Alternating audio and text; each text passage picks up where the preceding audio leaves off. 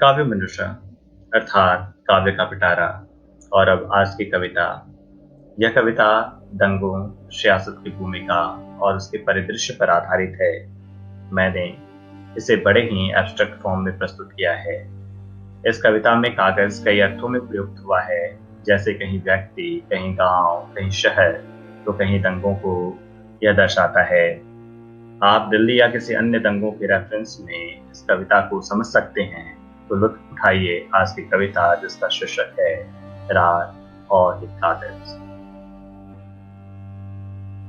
ये रात और एक कागज, और इन दोनों की तन्हाई, न क्षितिज पे चांद और न चांदनी। कागज पे उड़ेलूं कौन सी स्याही, कागज पे उड़ेलूं कौन सी स्याही। किसी टिले पे रात बैठी है, किसी टिले पर रात बैठी है।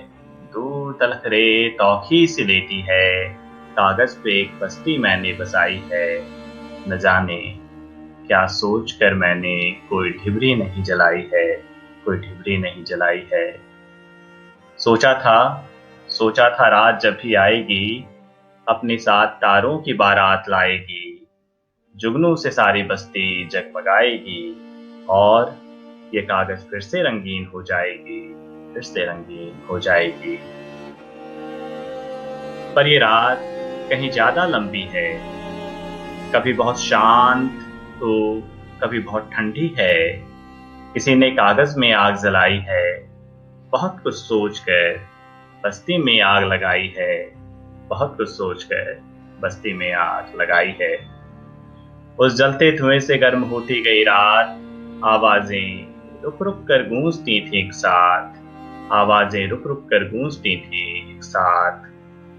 कागज के पन्नों पर बिखरी पड़ी थी बस्ती, और इसके राख में पक रही थी सियासत की आँच, और इसके राख में पक रही थी सियासत की आँच। धू धू कर जल रही थी रात, और उड़ रही थी कागज की राख। वह रात बहुत लंबी थी, और मेरे हाथों में बची थी बस राख, बस राख। सर्द रातें पहले से कहीं ज्यादा गर्म थी, और धू धू कर जलती थी कागज एक साथ। आज कुछ कागज हरे थे, कुछ गेरवे, दोनों जलते जलाते थे साथ साथ। सारी बस्ती दिखती थी लालम लाल, जैसे किसी ने उड़ेला हो रुधिर गुलाल, जैसे किसी ने उड़ेला हो रुधिर गुलाल। कहीं दूर सियासत पर कागज के पत्ते बिछे थे, कुछ कट रहे थे, कुछ काटने में लगे थे। गुलाम, बादशाह, इक्के दुक्के सब टेबल पर बिछे पड़े थे, सेकने में सियासत की आँच, सेकने में सियासत की आँच। धन्यवाद।